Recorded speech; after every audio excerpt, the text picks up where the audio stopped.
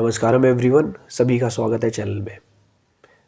दोस्तों, बहुत सारे छोटे लड़के छोटे जो मेरे से छोटे लोग हैं वो ये पूछते हैं कि भैया साधना और जो फाइनेंशियल है या मटेरियलिस्टिक लाइफ है इसको किस तरीके से बैलेंस किया जाए।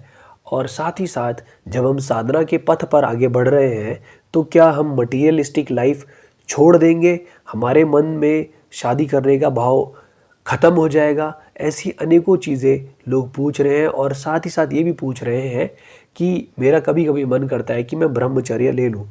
तो इन सभी चीज़ों के ऊपर मैं आज यहाँ पर बात करने वाला हूँ। मैं अपने खुद के एग्जाम्पल से आप लोगों को समझाने की कोशिश करूँगा।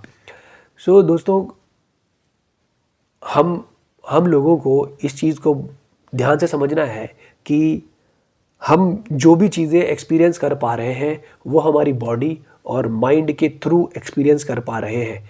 ऑब्वियसली बॉडी में सेंसेस हैं और माइंड हमें बता रहा है कि क्या क्या घटित हो रहा है। ओके, बॉडी तो कुछ नहीं करती, बॉडी तो जस्ट एक एक इक्विपमेंट है जिसको माइंड चलाता है, एक टूल, एक गाड़ी है जिसको माइंड चला रहा है। ओके, तो जितनी भी चीज़ें घटित हो रही हैं, जो इंस्ट्रक्शंस मिल रहे हैं वो माइंड के थ्रू ही आ रहे हैं। ओके, माइंड जो है, माइंड बहुत ही ज़्यादा वॉलेटाइल होता है। इसमें किसी भी समय पर कुछ भी घटित हो सकता है। अगर आप ये सोच रहे हैं कि मैं इस रास्ते जाता हूँ तो ये कुछ और सोचने लगेगा। आप ये सोचोगे कि आज मैं मैथ्स पढ़ता हूँ तो माइंड फिजिक्स पढ़ने की बात करने लगेगा। कुछ भी घटित हो सकता है, कुछ भी। ये माइंड की टेंडेंसीज हैं, या फिर आप ऐसा कह सकते हो कि माइंड आपको फंसा कर रखना चाहता है। इस चीज़ को समझना, माइंड आपको फंसा कर रखना चाहता है क्योंकि माइंड का काम ही यही है। अगर माइंड आपको फंसा कर नहीं रख पाया तो माइंड की सत्ता खत्म हो जाएगी, और माइंड की सत्ता खत्म हो गई तो आप मुक्त हो गए। माइंड ही खत्म हो जाएगा। माइंड की सत्ता खत्म होने का मतलब ये है कि माइंड अब आपको बांध के ना रख सका। ओके, ये मैंने क्यों बताया? क्योंकि अभी आगे चल के ये बात होगी। मुझे पहले से ऐसा लगता था कि मुझे ध्यान में बैठना चाहिए और मैं ध्यान में बैठने की कोशिश भी करता था।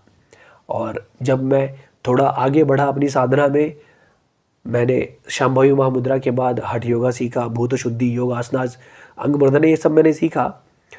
तो और उसके बाद मुझे लिंग भैरवी देवी की प्रेजेंस मिलने लगी। मैं रोज़ देवी के पास रात को बैठता था, जब भी टाइम लगे तब बैठता था। और एक कुछ दिनों के बाद मुझे मेरे अंदर एक बहुत इंटेंस फीलिंग आने लगी, बहुत ही ज़्यादा इंटेंस फीलिंग आने लगे कि मुझे सब कुछ छोड़ छाड़ के जाना है। बहुत ज़्यादा तीव्र इच्छा थी वो, और मेरे मन में ऐसी तीव्र इच्छा उत्पन्न हो रही थी कि मुझे ब्रह्मचर्य लेना चाहिए, ले लेना चाहिए मुझे। ये मेरे अंदर फील आ रहा है। ओके, बहुत इंटेंस, बहुत ही ज़्यादा इंटेंस ये फील आ रहा है। और किस लेवल तक का ये फील था, मैं अपने घर में हूँ और मेरी मम्मी है घर में और मैं है।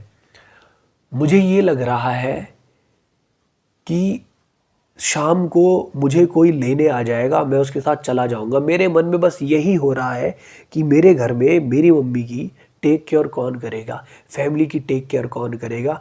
मैं ये प्रार्थना कर रहा हूँ अंदर से कि हे सद्गुरु, कुछ ऐसा कर दो कि मेरी जगह कोई मेरे घर में टेक केयर करने के लिए आ जाए और मैं साधना करने के लिए घर से चला जाऊं। दोस्तों, ये बहुत ही ज़्यादा इंटेंस था। बहुत वैसी फीलिंग मुझे आज तक नहीं आई है। इसके अलावा और क्या हो रहा था, ये अब इस चीज़ को सुन के आप फैंटेसाइज मत करना, फैंटेसीज क्रिएट मत करना कि मेरे साथ भी ऐसा ही होता है या मेरे साथ भी काश ऐसा ही हो जाए। मेरी बॉडी में उस समय पे क्या हो रहा था कि एनर्जी सेंटर पे मुझे सेंसेशन फील हो रही थी, और इस जगह पर बहुत ज़बरदस्त सेंसेशन, बहुत ही ज़बरदस्त। बहुत सारे लोग ना कमेंट सेक्शन में मुझे बोलते हैं कि भैया हमारे इस जगह पर आईब्रोज के बीच में बहुत इंटेंस सेंसेशन होती है, इंटेंसली कुछ फील होता है। भाई, मुझे ये तो नहीं पता कि आपको कितना इंटेंसली फील हो रहा है, लेकिन मेरे साथ कितनी इंटेंसिटी हो रही थी कि उस दिन मैं घर में हूँ, मुझे रोटी बनानी है, ठीक है।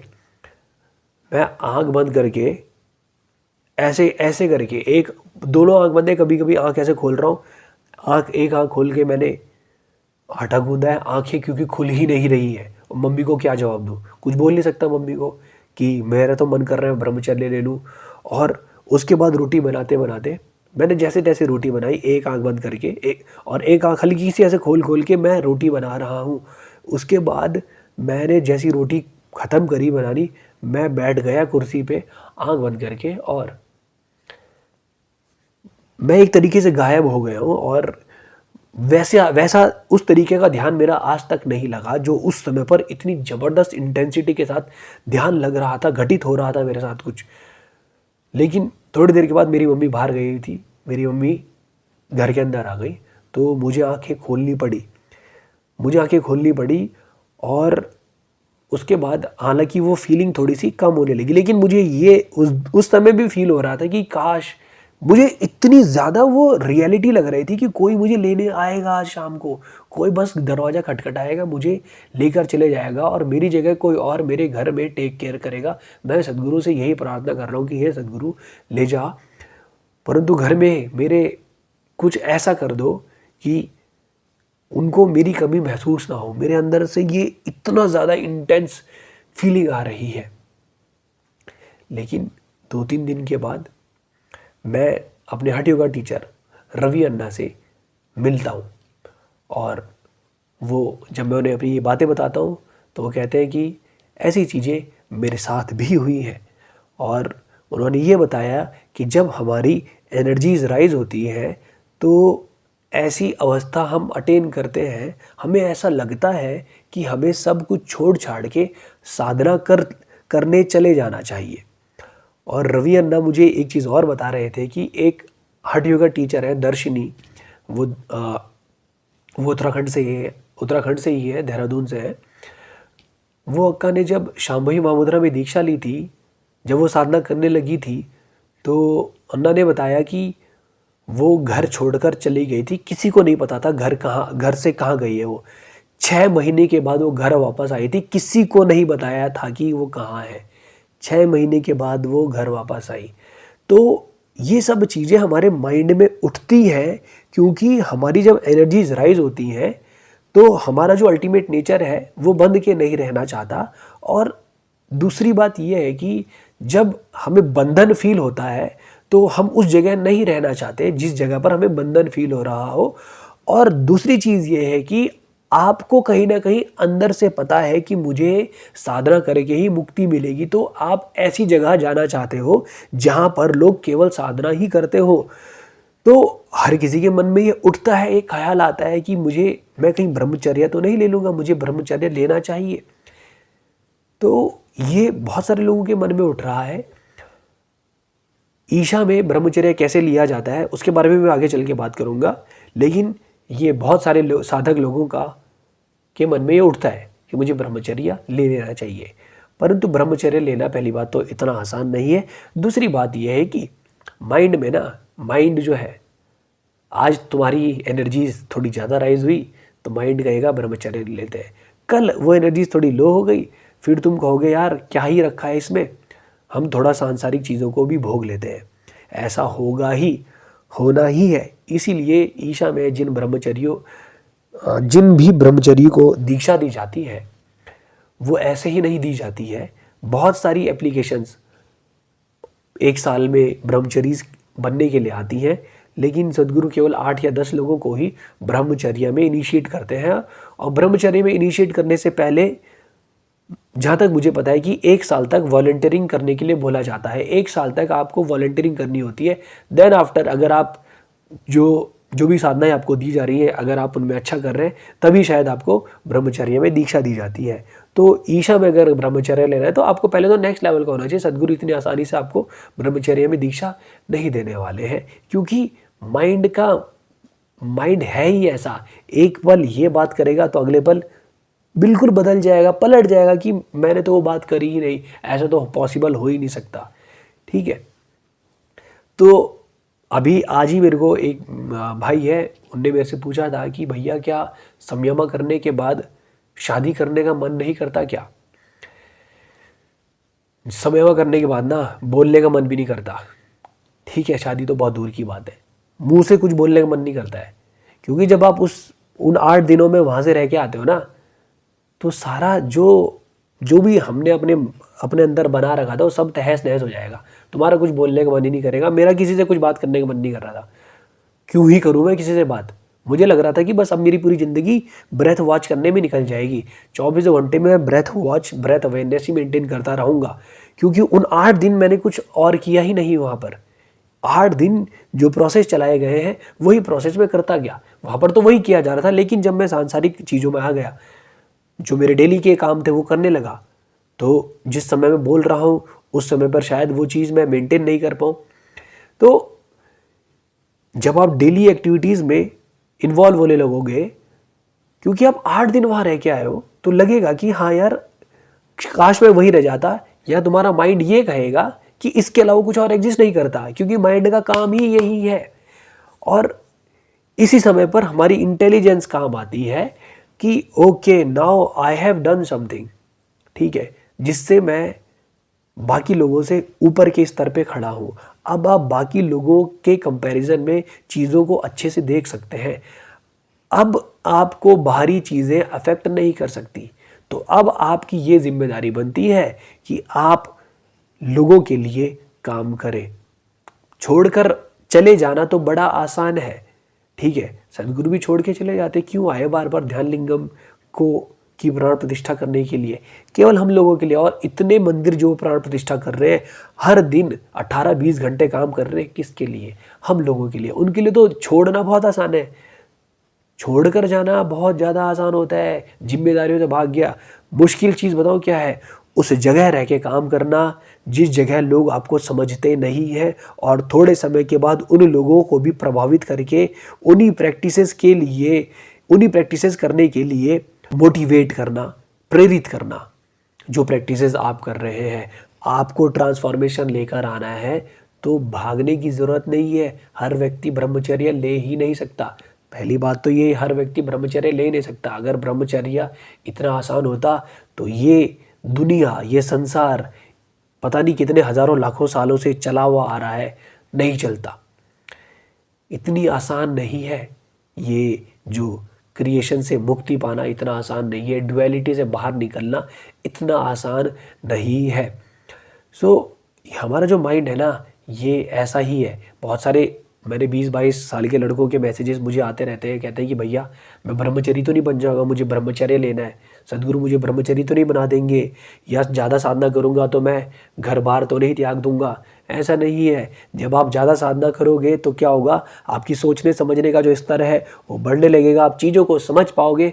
और जब आप चीज़ों को ज़्यादा समझ पाओगे, तब आप डिसाइड कर सकते हो कि मुझे क्या करना चाहिए। और आपको ऐसे ही नहीं बुलाया जाएगा। सदगुरु किसी को भी नहीं बुला लेते हैं कि तू भी आ जा, तू भी आ, तू भी आ जा, तू ब्रह्मचारी बन जा। नहीं, बहुत ही सिलेक्टेड लोग होंगे जिनको ब्रह्मचर्य में इनिशिएट किया जाता है। तो आप इस चीज़ से बिल्कुल निश्चिंत हो जाएं कि मैं अगर कोई एडवांस लेवल का प्रोग्राम करूँगा तो मेरा शादी करने का मन नहीं करेगा।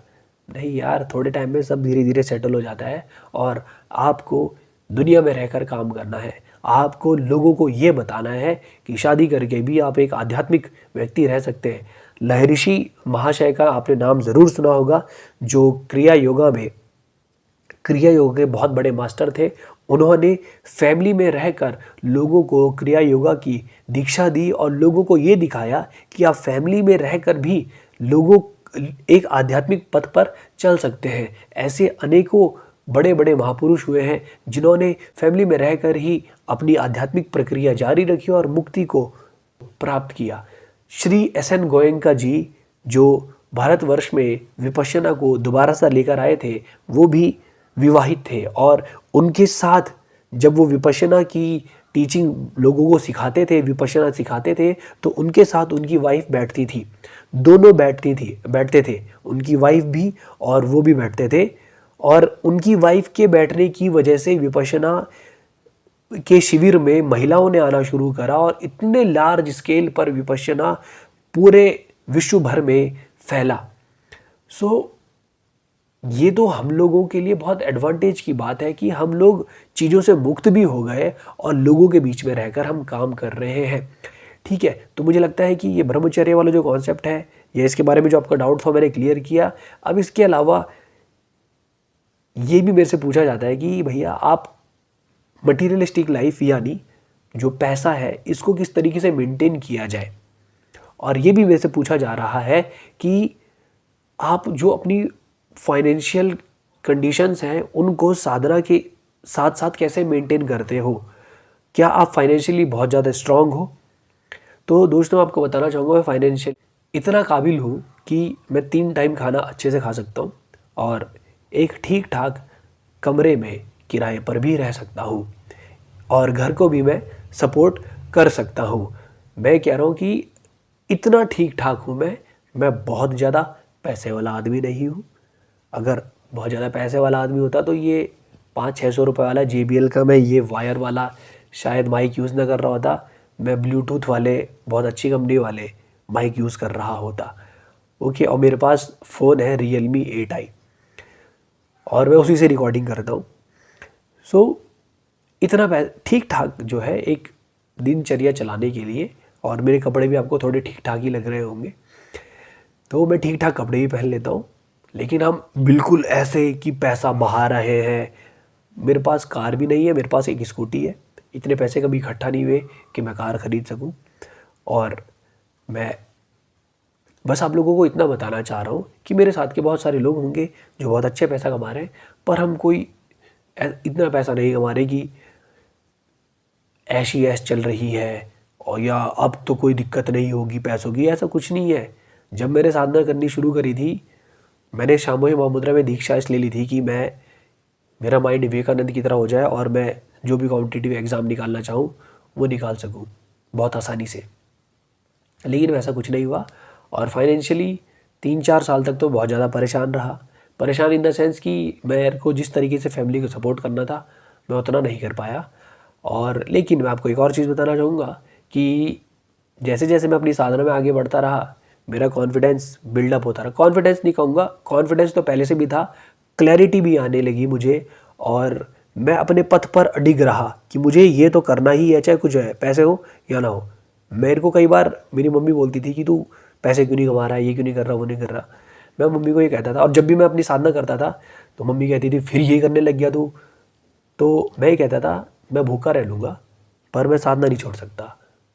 कई बार मैंने मतलब मम्मी से ऐसी मेरी बहसबाजी हुई, झगड़ा हुआ है। So it was like that. और मेरी साधना ने मुझे कभी गिरने नहीं दिया, बिल्कुल भी गिरने नहीं दिया। आपकी साधना आपके उस समय पर काम आएगी जब आपका साथ आप खुद छोड़ दोगे, उस समय पर आपकी साधना आपके काम आएगी।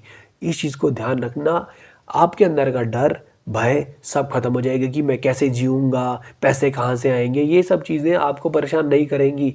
आपको क्लैरिटी मिलने लगेगी मुझे क्या करना चाहिए।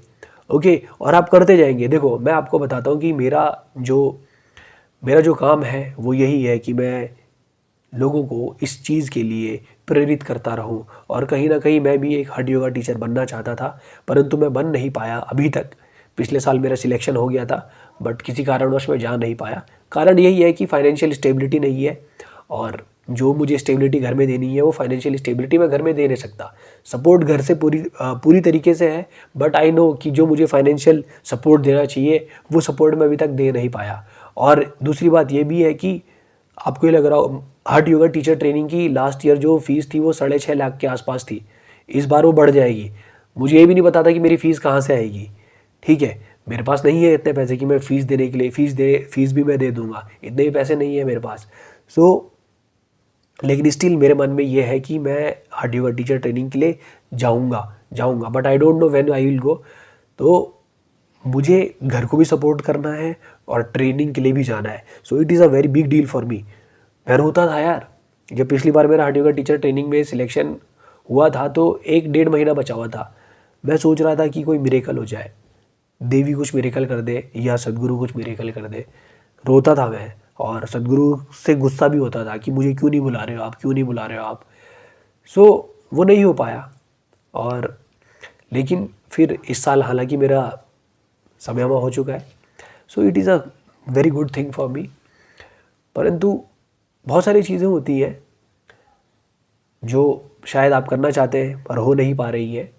लेकिन मेरी साधना ने मुझे, मैं फिर से कह रहा हूँ कि मुझे गिरने नहीं दिया। और अब मेरे जो पिछले 5-6 साल का सफ़र रहा है मेरी साधना की वजह से, पहली बात तो आपको ये बताना चाहूँगा कि मेरे यूट्यूब चैनल के माध्यम से मैं लगभग 9,500 लोगों तक पहुंच चुका हूं और अनेकों लोग जो हैं जिन्होंने मेरी वीडियोस देखकर साधना शुरू करी, बहुत सारे लोग हैं, बहुत सारे लोग हैं जो जिनसे मेरी इंस्टाग्राम पे बात होती रहती है कि साधना में कोई दिक्कत आ रही है, किसी को कोई परेशानी आ रही है, देवी साधना कैसे करनी है। तो अनेकों चीज़ों में मैं लोगों को सपोर्ट कर रहा हूँ। एक तो ये हुआ, मेरी जो साधना मैंने करी उसकी वजह से मेरे अंदर इतना कॉन्फिडेंस और क्लैरिटी आ गई कि मैं लोगों को मोटिवेट कर पा रहा हूँ। दूसरी बात यह है कि जिस जगह मैं काम करता हूँ, जिस जगह मैं पढ़ाता हूँ, वहाँ पर भी मैं कुछ इस चीज़ से रिलेटेड काम करने लगा हूँ और मुझे इस चीज़ के लिए थोड़ा अप्रिसिएशन भी मिला है कि मैं ऐसा काम करना शुरू कर रहा हूँ। तो ये केवल और केवल इस वजह से हुआ है कि मैंने अपने 5 साल केवल इसी चीज़ में, मैं आपको बोल रहा हूँ, हर मोमेंट पे जब भी मुझे टाइम लगता था ना, मैं आँख बंद करके बैठ जाता था। और ये शुरुआती दिनों की बात कर रहा हूँ, 2020 की।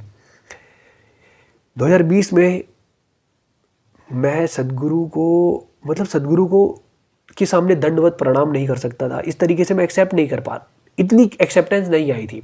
ठीक है, सदगुरु एक्सक्लूसिव मैंने देखना स्टार्ट किया था, तो मैंने सदगुरु की फ़ोटो प्रिंट आउट निकाली थी और मैं उस फ़ोटो को 30 मिनट, 40 मिनट, 45 मिनट तक लगातार देखता रहता था। तो इस लेवल की चीज़ें मैंने करी हैं, पागलों की तरह मैंने करी है। ओके, और देन आफ्टर जब मेरे पास ध्यान लिंगम यंत्र आया तो मैं उसके पास रोज़ बैठता ही था, 40-45 मिनट आराम से बैठ रहा हूँ। देन जब देवी गुड़ी आई तो मैंने देवी गुड़ी के पास भी टाइम स्पेंड करना स्टार्ट किया। और कई दिन तो ऐसा होता था कि मैंने खाना खा लिया, रात को 9-10 बज रहे हैं, मुझे ऐसा लगता था कि मुझे अब ध्यान में बैठ जाना चाहिए। तो अनेकों मैंने ऐसी चीज़ें करी हैं जिनकी वजह से आज शायद मैं इस स्तर पर खड़ा हूँ कि जहाँ पर मैं बाकी लोगों को मोटिवेट कर सकूँ। और यही जो चीज़ है जो मैंने 5 या 6 साल से मेहनत करी है जिसके ऊपर, उसकी वजह से शायद आज ये आने वाले समय में मैं फाइनेंशियली और स्ट्रांग हो ही जाऊँगा, क्योंकि ज़्यादा समय तक चीज़ें रुकी नहीं रह सकती। अगर आप मेहनत कर रहे हो, पूरे मन से मेहनत कर रहे हो, तो things will happen for you. But हर किसी व्यक्ति का स्ट्रगल अलग अलग होता है। मेरा स्ट्रगल अलग है, मुझे पता है, लेकिन आई विल डू समथिंग। कुछ समय के बाद I will do something, but हर किसी व्यक्ति का स्ट्रगल अलग होता है। अब आपको ये आइडेंटिफाई करना है कि आप पैसा कहाँ से कमाएंगे। एक लड़का है विशाल, जो साधना पदा में था। साधना, मैंने उसका इंटरव्यू भी लिया था। उसने जब वो बीटेक सेकंड ईयर में था, घर से बिना बताए बीटेक छोड़ दिया। 7 महीने साधना पदा में रहा, घर वालों को नहीं बताया, बीटेक छोड़ दिया। लेकिन साथ में उसने बीए डाला, बीए करा और आज की डेट में वो किसी कंपनी में अच्छे खासे पैसे कमा रहा है। उसके पास एप्पल का लैपटॉप था और एप्पल का ही मोबाइल फ़ोन था। ठीक है, तो ठीक ठाक पैसे कमा ही रहा होगा वो। ओके, सो उसने क्या किया, उसे क्लैरिटी मिल गई। जरूरी नहीं है पैसे कमाने के लिए बीटेक करना, जरूरी नहीं है। उसने बीए किया और साथ साथ कुछ चीज़ें करता गया और पैसा कमा रहा है। आप भी कुछ ऐसा सोचो कि जब आप साधना करने लगोगे आपको क्लैरिटी मिलने लगेगी, कॉन्फिडेंस आने लगेगा। कोई भी काम आप करना चाहते हो ना, आपको लोन लेना है, आप ले लोगे, देखी जाएगी। क्योंकि जीवन ना इस मूवमेंट में है, केवल इसी मूवमेंट में जीवन है। आपको ये रियलाइजेशन हो जाएगा, आपके अंदर से डर खत्म हो जाएगा। केवल इस मूवमेंट में, इसी मूवमेंट में लोन लेना है, अभी लूँगा, आई विल डू समथिंग, ये आपको क्लैरिटी आने लगेगी। अभी मैं आपको जस्ट एक एग्जांपल देता हूँ कि मैंने ये ना बहुत ये रियलाइज़ किया मैंने कि हम लोग ना अगले दिन के लिए बहुत सारी चीज़ें बचाना चाहते हैं। जैसे कि आज मान लो मेरे पास 200 रुपये है, ठीक है, वो 200 रुपये मैं आज भी खर्च कर सकता हूँ। लेकिन हमारी टेंडेंसी ऐसी होती है ना कि हम सोचते हैं कि यार आज बचा लेता हूँ, कल करूँगा। लेकिन मैंने अब ये सीखा कि भाई जितना खाना है ना, आज मस्ती कर लो जितनी कर सकते हो, आज जी लो जितना जीना है, कल का पता नहीं है कुछ। इस मूवमेंट में जो किया जा सकता है ना, यही मूवमेंट है, इसके अलावा तुम जी नहीं सकते आगे। इसी मूवमेंट में जी लो जितना जीना है। लोन लेना है, इसी मूवमेंट में लोन लो, करो जो करना है। पढ़ाई करनी है, इसी मूवमेंट में पढ़ाई करो, अगले मूवमेंट का इंतजार मत करो। यही एक ही मूवमेंट है, इसी मूवमेंट में जीना है और एक दिन इसी मूवमेंट में ही मृत्यु हो जाएगी। तो इसीलिए इस मूवमेंट की बात करो, आगे क्या होगा, कैसे होगा, कितने रुपए आएंगे, लोन में डूब जाऊंगा, पैसे नहीं कमा पाऊंगा, ये नहीं सोचना। इस मूवमेंट में क्या करना है ये सोचो, ठीक है। सो इसके अलावा आपको ये क्लैरिटी होनी चाहिए कि मैं पैसे कहाँ से खींच के लाऊं। ये आपको मेहनत तो करनी पड़ेगी। सदगुरु आपके घर में आके पैसे नहीं देंगे, क्योंकि सदगुरु को भी घर में आके किसी ने पैसे नहीं दिए थे। सदगुरु ने भी बिजनेस किया था, 5 बिजनेस चल रहे थे, उसके बाद उन्होंने वो बिजनेस छोड़ दिए। जब उनको चामुंडी हिल पे वो एक्सपीरियंस हुआ, उसके बाद उन्होंने अपना फार्म खोला, वहाँ पर उन्होंने चीज़ें करनी शुरू करी, पैसा कमाना स्टार्ट किया। उसके बाद उन्होंने जब योगा सेंटर ओपन किया था, उससे पहले भी वो योगा सिखाते थे। पहले तो उन्होंने 2.5 साल तक फ्री में योगा सिखाया, तब उसके समय कुछ समय के बाद उन्होंने चार्ज लेना लोगों से स्टार्ट किया। सो उन्होंने मेहनत करी है, आपको भी मेहनत करनी पड़ेगी, पैसा कमाने के लिए मेहनत करनी पड़ेगी। बट मैं आपको एक श्योरिटी देता हूँ, एक श्योरिटी मैं आपको देना चाहूँगा कि आप अगर साधना करते रहोगे ना, पूरी लगन से साधना करते रहोगे, तो सदगुरु will surely help you out. लेकिन ये नहीं सोच रहा कि वो आगे कुछ कर देंगे मेरे लिए, जादू हो जाएगा। भाई जादू नहीं होता, नहीं होगा। मुझे लगता था मेरे साथ जादू होगा, हट योगा टीचर ट्रेनिंग के समय पर कहीं ना कहीं से 6 लाख रुपए आ जाएंगे, 6.5 लाख। मैं सोच रहा था कहीं ना कहीं से पैसे आ जाएंगे और मेरा प्रॉब्लम सॉर्ट आउट हो जाएगा। 1-1.5 महीना मैंने वेट किया, देन उसके बाद कुछ नहीं हुआ। तो आप ये मत समझना कि आपके ऊपर पैसों की बरसात हो जाएगी, ऐसा कुछ हो जाएगा, वैसा कुछ हो जाएगा, नहीं। बट आप सदगुरु से और सपोर्ट किस तरीके से ले सकते हैं मैं वो भी बताऊंगा। लेकिन उससे पहले एक और बात बताना चाहता हूँ कि राम अन्ना ने से जब मैंने पूछा था कि अन्ना बहुत सारे लोग पैसा कमाना चाहते हैं तो उसके लिए क्या किया जाए, तो राम अन्ना ने बोला था एक बुक है मास्टरी, वो है जॉर्ज लियोनार्ड ने लिखी है। वो बुक जो है आप पढ़ो और उस बुक से आपको बहुत फ़ायदा मिलेगा, बहुत ज़्यादा फ़ायदा मिलेगा। मास्टरी नाम है उस बुक का, मैंने पढ़ी थी और वो बुक बहुत अच्छी है। उससे आपको भी फ़ायदा हो सकता है वो किताब पढ़े कि किस तरीके से आप किसी चीज़ में मास्टरी हासिल कर सकते हो। उस किताब में बहुत अच्छे से एक्सप्लेन किया गया है, बहुत ही ज़्यादा अच्छे से एक्सप्लेन किया गया है। आप उसको पढ़ना, वो आपको आपका करियर बनाने में या पैसे कमाने में बहुत ज़्यादा काम आ सकती है। ऐसे लोगों से मिले जो पैसे कमाने के बारे में बात करते हो, लेकिन पैसा भी 2 नंबर का नहीं होना चाहिए, एक जेन्युइन तरीके से पैसा कमाया जाना चाहिए। इसके अलावा और क्या किया जा सकता है दोस्तों, लिंग भैरवी देवी साधना आपके जीवन में जो भी आप वेलबींग समझते हैं उसके लिए ही लिंग भैरवी देवी साधना है। देवी की कृपा अगर आप प्राप्त कर लेते हैं तो चीज़ें आपके लिए घटित होने लगेंगी। जो आपको बहुत मुश्किल लगती थी वो चीज़ें आसान हो जाएगी। बट मैं ये नहीं कह रहा हूँ कि पैसों की बरसात हो जाएगी, मेरे पे तो नहीं हुई भाई। मैं आपको ये मेरे ऊपर नहीं हुई। मेरा दोस्त है एक, वो भी बहुत स्ट्रगल कर रहा था। हालांकि अब तो जॉब लग गई, बट ऐसा कुछ नहीं है कि बिल्कुल आसमान से पैसे गिर गए, ऐसा नहीं है। जब तक आप में काबिलियत नहीं होगी तो पैसे आएंगे ही नहीं। तो आपको पहले काबिलियत हासिल करनी होगी और वो काबिलियत हासिल करने में आपको देवी साधना आपकी मदद करेगी, ठीक है। इसके अलावा और आप क्या कर सकते हो, एक चीज़ है जिसे हम कहते हैं ईशांगा 7%। ईशांगा 7% being be in partnership with और बी अ पार्टनर ऑफ सदगुरु। आपकी जितनी भी इनकम है उसका 7% आप सदगुरु को देंगे और 93% he will do it for you. So ऐसे बहुत सारे लोग हैं जो, जिस विशाल की मैं बात कर रहा हूँ लड़के की, साधना पदा वाला, उसके पास उसने भी ईशांगा 7% लिया हुआ था। वो ईशांगा 7% जो है उसकी दीक्षा ऑफलाइन होती है ईशा योगा सेंटर में, जो सदगुरु के द्वारा आपको दीक्षित किया जाता है। आपको एक यंत्र मिलता है, उस यंत्र का नाम भूल गया, एक यंत्र मिलता है और आपको एक डेली साधना करनी होती है।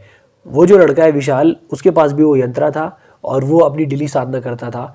और ये चीज़ बहुत ज़्यादा सपोर्ट करती है जिन लोगों को पैसा कमाना है, बिजनेस में आगे बढ़ना है। तो वो हर किसी के बस की बात नहीं है कि वो देवी यंत्र अपने घर लाए, क्योंकि देवी यंत्र हर किसी के पास जाता भी नहीं है। लेकिन आप ईशांगा 7% जो है इसमें भाग ले सकते हैं। जितनी भी इनकम है, आप 100 रुपये कमा रहे हो, 100 रुपये में से जो 7% है वो वहाँ दे सकते हैं, ठीक है। ये किया जा सकता है, इसमें आपको बड़ा सपोर्ट मिलेगा, मिलना ही मिलना है। तो ये चीज़ भी आप कर सकते। और एक और चीज़ आपको बताता हूँ, आप अगर सही में साधना करना चाहते हैं, आपकी लाइफ का गोल ये है कि मुझे साधना करनी है, Sadhguru is always there to support you. आप साधना करोगे, आपको देवी का सपोर्ट भी मिलेगा, सदगुरु का सपोर्ट भी मिलेगा। तो साधना के पथ पे घबराना नहीं है। आप ज़िंदगी में चाहे पैसे हो या ना हो, साधना नहीं छोड़नी है, क्योंकि आपकी साधना ही आपको नीचे गिरने से बचाएगी। हमेशा आप नीचे गिर ही नहीं सकते, चाहे कैसी भी स्टेट में, अवस्था में आप हो, कुछ भी आपको डिगा नहीं सकता। आप निडर अडिग खड़े रहेंगे, ये गारंटी मैं आपको दे सकता हूँ।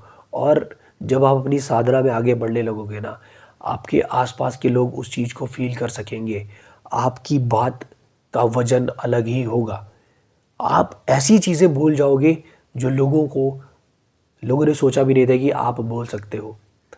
डेली साधना करते रहोगे ना, things will happen for you.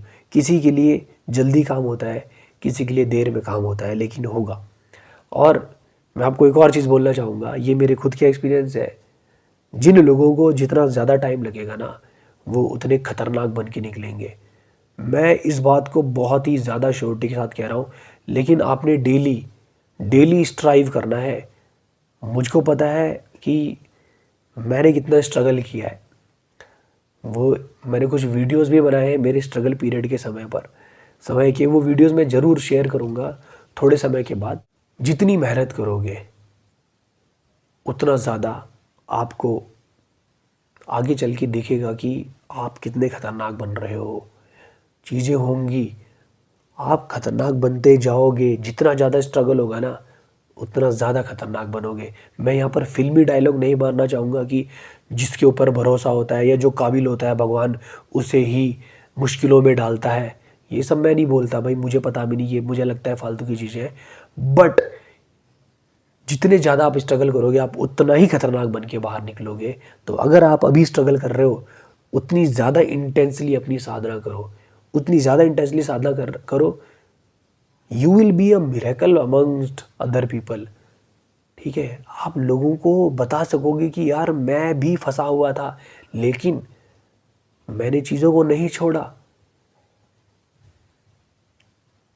Nawazuddin Siddiqui बोलते हैं कि मैंने 25 साल वेट किया है। लियोनेल मेसी कहते हैं कि मैंने 17.5 साल मेहनत करी है, सुबह शाम दिन रात, तब जाकर मैं एक ओवरनाइट सक्सेस बन पाया। ओवरनाइट सक्सेस बनने के लिए उन्होंने 17 से 18 साल मेहनत करी है। तो आपको तो अभी 6 महीने हुए होंगे, 1 साल हुए होंगे साधना करते हुए। करते जाओ, चीज़ें होंगी। हो ही नहीं सकता कि आप साधना कर रहे हो और आगे उन्नति ना करो, ऐसा हो ही नहीं सकता। ओके, सो आई होप कि मैंने आपके ऑलमोस्ट सारे डाउट्स क्लियर करे होंगे। हम स्पिरिचुअल लाइफ के साथ साथ मटीरियलिस्टिक लाइफ भी बहुत अच्छे से डील कर सकते हैं, बहुत अच्छे से लेकर चल सकते हैं, और आप बहुत ही आनंदमयी जीवन जी सकते हो। मैं इस समय पर जिस तरीके का जीवन जिया जाना चाहिए वो जी सकता हूँ। आपका माइंड आपको कई बार भ्रमित करने की कोशिश करेगा कि यार घर छोड़ देता हूँ, ये तो सब मोह माया है। ये माइंड का गेम है, आप माइंड में फंस रहे हैं। ऐसे तो सदगुरु ही बोलेंगे सब मोह माया है, लेकिन वो हम लोगों के साथ फुल्ली इन्वॉल्व होके रहते हैं। महाशिवरात्रि में जितनी परफॉर्मेंस हो रही थी, सदगुरु डांस कर रहे थे। तो माइंड से थोड़ा सा बच के रहना है, माइंड को समझना है डेली बेसिस पर। अगर आप लोगों के माइंड से रिलेटेड जो क्वेश्चंस हैं, आप प्लीज़ मुझे इंस्टाग्राम पे या कमेंट सेक्शन में मैसेज करना, बताना, क्योंकि मुझे पता है कि आपके माइंड के ऊपर बहुत सारे क्वेश्चंस होंगे और मैंने माइंड के ऊपर ऑलरेडी बहुत काम कर लिया है। मुझे ऐसा लगता है कि मैं आप लोगों के बहुत सारे क्वेश्चंस का आंसर दे सकता हूँ माइंड के ऊपर। हालांकि मैं माइंड के ऊपर वीडियोस भी बनाने वाला हूँ, बट आपके जो क्वेश्चंस है वो मिल जाए तो बहुत ज़्यादा क्लैरिटी के साथ मैं आपको बता सकूँगा। तो मिलेंगे फिर आपसे अगली वीडियो में। किसी और टॉपिक के ऊपर भी वीडियो चाहते हैं, लेट मी नो। अगली वीडियो में मिलते हैं, तब तक के लिए नमस्कारम, धन्यवाद।